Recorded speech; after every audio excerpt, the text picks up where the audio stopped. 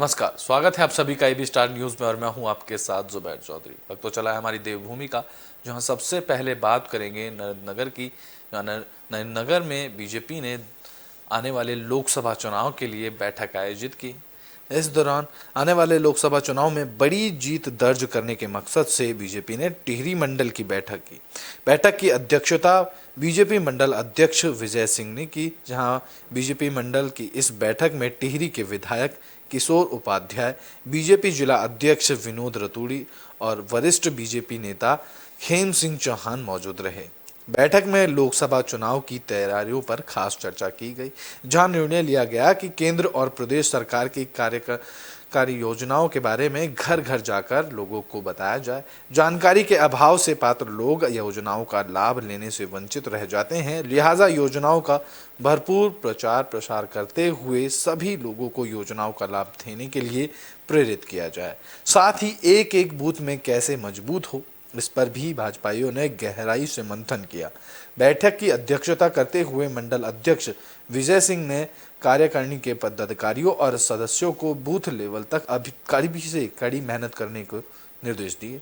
मंडल अध्यक्ष विजय सिंह ने बैठक में उपस्थित मंडल के पदाधिकारियों और सदस्यों की कड़ी मेहनत की सराहना करते हुए कहा कि आज बीजेपी जिस मुकाम पर पहुंची है उसके लिए जमीनी कार्यकर्ता बहुत बहुत बधाई के पात्र हैं और भविष्य में भी उनसे ऐसे ही प्रदर्शन की उम्मीद की जाती है।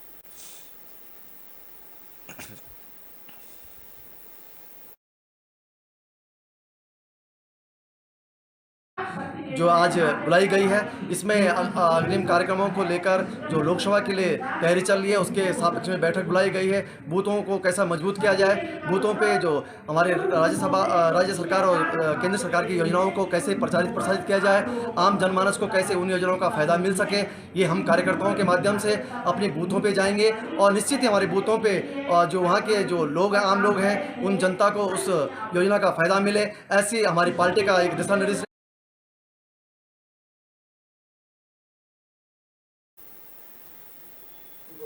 बुलेटिन में बात अब देहरादून की कर लेते हैं, जहां बाल विकास मंत्री रेखा आर्या फिर विवादों में गिर गई हैं। आपको बता दें कि इसको लेकर कांग्रेस के प्रदेश अध्यक्ष करण माहरा ने उन पर निशाना साधा है। महिला और बाल विकास मंत्री रेखा आर्या एक बार फिर विवादों में हैं। पिछले दिनों खाद्य और आपूर्ति विभाग के अधिकारियों को बरेली में आयोजित होने वाले निजी कार्यक्रम में शामिल होने का उन्होंने निमंत्रण दिया था, जिसको लेकर तमाम तरह से विरोधाभास सामने देखा गया। अब एक बार फिर से रेखा आर्या ने महिला और बाल विकास विभाग के सभी कर्मचारियों को लेकर आदेश जारी किया है। सभी लोग आने वाली 26 जुलाई को अपने नजदीकी शिवालयों में जलाभिषेक कर बेटी बचाओ बेटी पढ़ाओ का संदेश दें। इस तरीके के निर्देश रेखा आर्या ने सभी अधिकारियों को दिए हैं। इसके साथ साथ उन्होंने शिवालयों पर जलाभिषेक की वीडियोग्राफी और फोटोग्राफी करने के भी निर्देश दिए हैं। उन्होंने कहा है कि संबंधित कर्मचारी फोटो और वीडियो अपलोड कर ये बताएं कि उन्होंने कहां पर किस तरह से जलाभिषेक किया है। उनके इस आदेश के बाद विपक्ष पूरी तरह से उन पर हमलावर हो गया है। कांग्रेस के प्रदेश अध्यक्ष करण माहरा ने इस आदेश को न्याय संगत नहीं बताया है। उन्होंने कहा है कि सनातन धर्म में महिलाओं को लेकर कई तरह की दिक्कतें भी सामने आ सकती हैं और उस वक्त महिलाएं मंदिर में प्रवेश नहीं कर पाएंगी। ऐसे में वे वीडियोग्राफी और फोटोग्राफ्स कहां से इकट्ठा करेंगी। करण माहरा ने रेखा आर्या के आदेश की जमकर आलोचनाएं की हैं।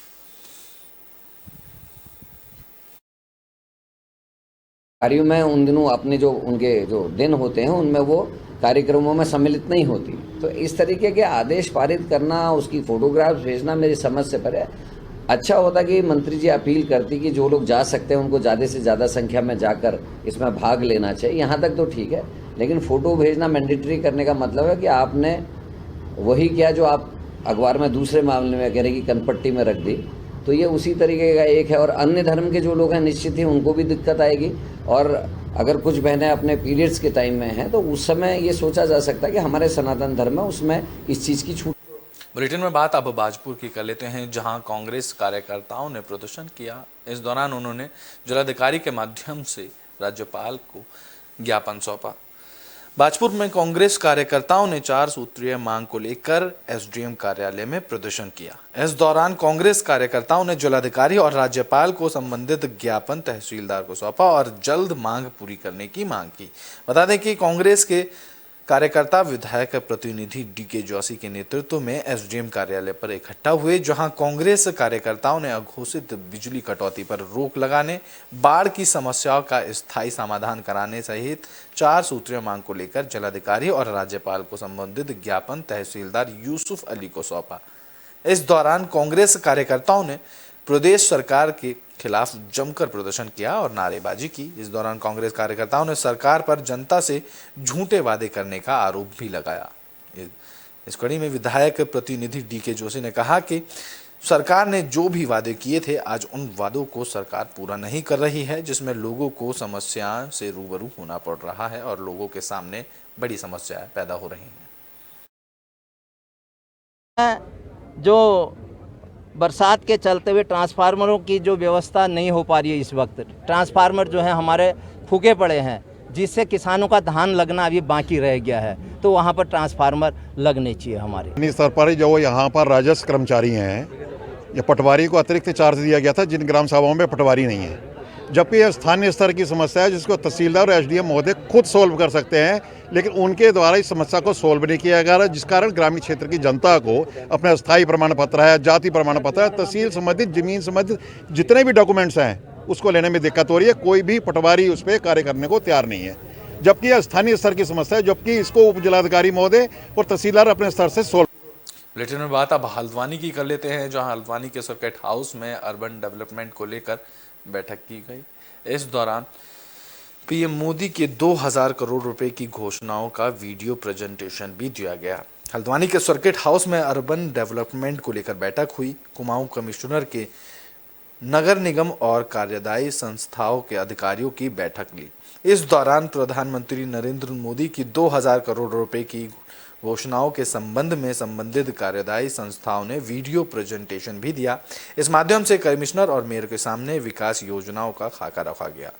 कुमाऊं कमिश्नर दीपक रावत ने बताया कि वन सेक्टर के डेवलपमेंट के लिए सीवरेज और पेयजल की व्यवस्था सहित शहर के सौंदर्यीकरण और नए तरीके से विकास कार्यों को लेकर पूरा रोड मैप देखा गया है और तैयार किया गया है। 2025 करोड़ रुपया माननीय मोदी जी द्वारा घोषणा की गई है, उसी के निमित्त ये बैठक आयोजित की गई है।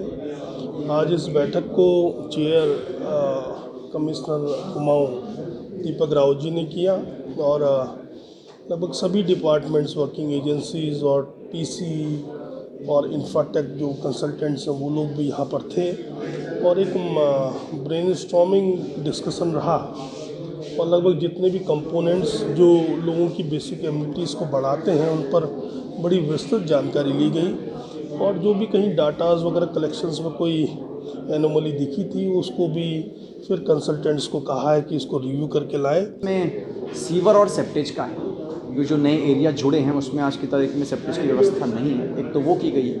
पुराने एरिया में भी जहाँ पे सीवर नेटवर्क नहीं है उसमें सीवर लाइन बिछाने का नेटवर्क है और दूसरा कंपोनेंट इसके पेयजल का है। जो नए एरिया जुड़े हैं यहाँ पाइप वाटर सप्लाई नहीं है, ये इवेंचुअली आगे जाके जमनानी से भी इंटीग्रेट हो जाएगी, वो है। तीसरा स्पेस इसका जो है वो ट्रांसपोर्ट का और अर्बन लैंडस्केपिंग का है। अर्बन लैंडस्केपिंग में मतलब इसमें बिल्डिंग्स भी हैं, पार्क्स भी हैं। बुलेटिन में बात अब रुद्रप्रयाग की कर लेते हैं, जहां नारकोटा मेगा कंपनी के से लोग ग्रामीण गुस्साए हुए हैं। इस दौरान उन्होंने कंपनी के अधिकारियों का घेराव किया है। रुद्रप्रयाग जिले के जेल परियोजना प्रभावित ग्राम पंचायत नारकोटा मेगा कंपनी को लेकर गांव वालों में काफी गुस्सा देखने को मिल रहा है। ग्रामीणों ने कंपनी के अधिकारियों का घेराव किया और जोरदार नाराजगी जताई। ग्रामीणों का आरोप है कि कंपनी उनके साथ मनमानी कर रही है। जब गांव के युवक जो कंपनी में काम करते हैं उन्हें नियंत्रण भेजा जाता है तो सभी युवक पूरी मेहनत और अनुशासन से काम करते हैं, लेकिन जबरन रंजिशन के ऐसा किया जा रहा है कि जिनका पुरजोर गांव वाले विरोध कर रहे हैं। वहीं उन्होंने कहा है कि कंपनी ने गांव के रास्ते तोड़ दिए हैं और सभी नालों में केमिकल डाला जा रहा है। 2 लड़के ड्यूटी के दौरान घायल भी हो चुके हैं। मेडिकल क्लेम तक नहीं दिया गया। कुछ लोगों ने लंच टाइम को लेकर भी विवाद उठाया। उन्होंने कहा कि कंपनी खुद कई नियम तोड़ रही है और हमें कानून सिखा रही है। ग्रामीणों ने आगे कहा कि 1 हफ्ते के अंदर अगर कार्रवाई नहीं की जाती तो पूरा गांव आंदोलन पर उतर जाएगा।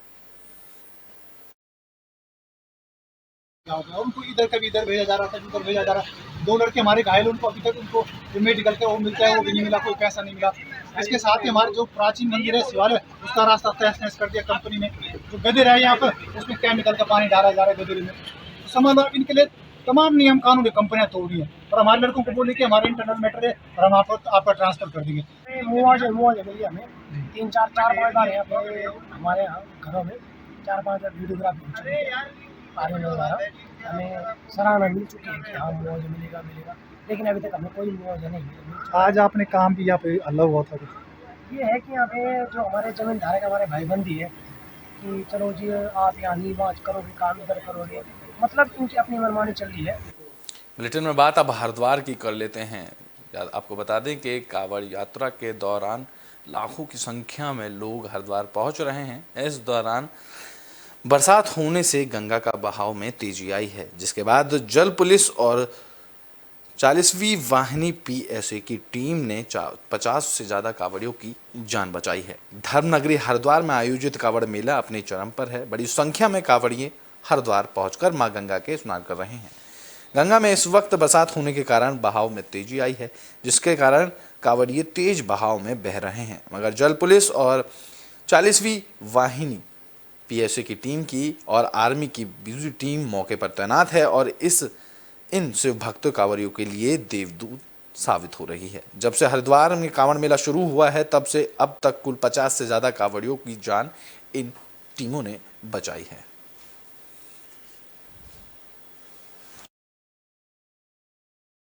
और ठीक है, कुछ जो हमारे श्रद्धालु हैं वो उत्साह में जो चेन उसके आगे जा रहे हैं, तो हम लोगों ने पूरा रास्ते में भ्रमण करते हुए उनको ये अनुरोध किया है कि जो सुरक्षा का जो चेन लगा हुआ है उसके आगे अपना जाएं। ये लोग काफ़ी मुस्तैदी से कार्य कर रहे हैं, जल पुलिस भी कर रही है और इनकी सजगता का परिणाम रहा है। इन्होंने कई लोगों की जानों की रक्षा की है और मेरा तो लगातार बस यही प्रयास है। रिटर्न में बात करते हैं अब कर्णप्रयाग की, जहां एक भालू ने युवक पर हमला कर दिया। युवक गंभीर रूप से घायल हो गया, जिसके बाद ग्रामीणों की मदद से युवक को अस्पताल में भर्ती कराया गया। गैरसैंण क्षेत्र में भालू ने एक व्यक्ति पर बुरी तरह से हमला कर दिया। बता दें कि व्यक्ति जंगल में चारा पत्ती लेने जंगल गया था। पहले से घात लगाकर बैठे भालू ने उस पर जानलेवा हमला कर दिया। ग्रामीणों की मदद से घायल व्यक्ति को अस्पताल में भर्ती कराया गया, जहां डॉक्टरों ने घायल व्यक्ति को हायर सेंटर रेफर कर दिया गया। केदारनाथ के वन जीवन प्रयाग के लोहाबा रेंज का ये पूरा मामला बताया जा रहा है, जहां घटना की सूचना पर प्रभागीय वन अधिकारी के आदेश पर वन क्षेत्र अधिकारी लोहाबा रेंज प्रदीप गौड़ ने अस्पताल जाकर घायल व्यक्ति के बारे में जानकारी ली और उस पीड़ित को 5,000 रुपये की धनराशि देकर पीड़ित की मदद की।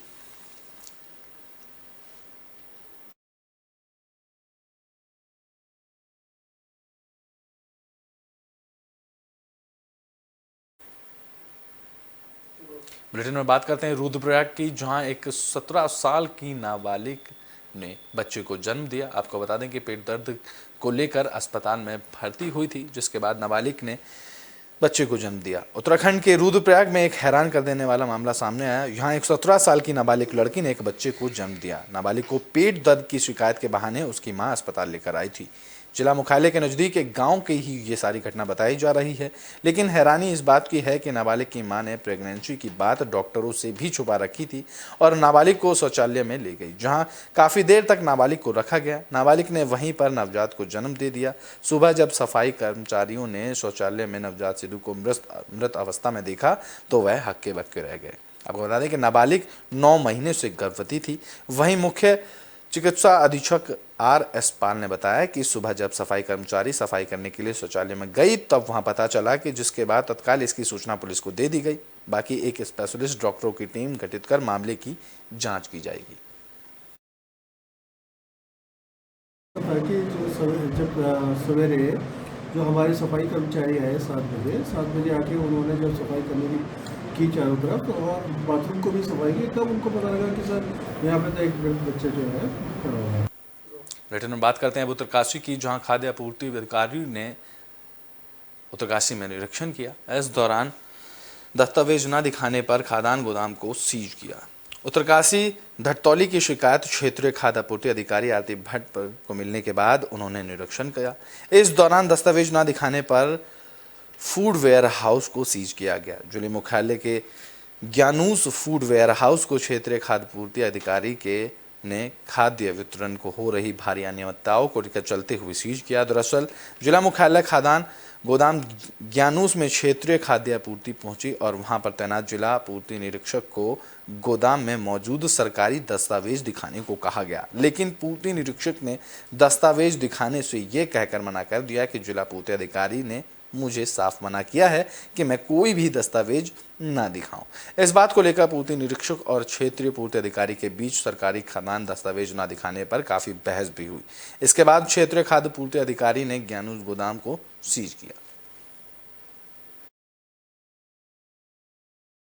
कितने कट्टे हैं, क्या है, कोई स्टॉक कार्ड हमारे अंदर गोदाम में नहीं लगा हुआ है, जबकि ये RFC सर के स्पष्ट निर्देश है कि गोदाम में ये लगा हुआ है स्टॉक कार्ड, ताकि कोई भी अधिकारी आता है तो उसको समझ में आ जाए कि इस गोदाम में कितने कट्टे हैं, कितने गेहूं के हैं, कितने चावल। क्षेत्रीय खाद्य अधिकारी हमारे 43 वार्ड में भी तैनात हैं। 2 क्षेत्रीय खाद्य अधिकारी रेल हेड में तैनात हैं। जिन्हें रेल हेड में तैनात किया गया उनका कार्य तो रेल हेड है, उनका अपना जो कार्य करना है रेल हेड क्षेत्र स्तर पर करना है। जहाँ के लिए जिस क्षेत्रीय अधिकारी को अधिकृत किया जाता है वो उस क्षेत्र में कार्य करने के लिए अधिकृत है। बुलेटिन के आखिरी में बात करते हैं पौड़ी की, जहां पौड़ी पुलिस को बड़ी कामयाबी हाथ लगी है। आपको बता दें कि अवैध रूप से तस्करी कर रहे लीशा को पुलिस ने 5 आरोपियों को गिरफ्तार किया है। पौड़ी पुलिस की ओर से शहर के बुआखाल के पास अवैध लीशा की तस्करी कर रहे 5 शातिर आरोपियों को गिरफ्तार किया गया है। पुलिस उपाधीक्षक संचार अनूप काना ने बताया कि पौड़ी थाना क्षेत्र के आसपास शांति व्यवस्था चेकिंग ड्यूटी के दौरान पाबू में बुआखाल पौड़ी की ओर से आ रहे अवैध लीसा से भरे 3 ट्रकों को चेक किया गया, तो सभी ट्रकों में अवैध लीसे के कुल 2003 कनस्तर भरे हुए मिले, जिसे वाहन चलाकर ऋषिकेश ले जा रहे थे। पूछताछ करने पर वाहन चालक और परिचालक की तरफ से वाहन की लीसा भरा होने से संबंध में कोई भी कागजात नहीं दिखाए गए, जिस संबंध में पांचों आरोपियों को कोतवाली पुलिस के अभियोग ने गिरफ्तार किया और मामला दर्ज कर अब आगे की कार्रवाई में जुट गई।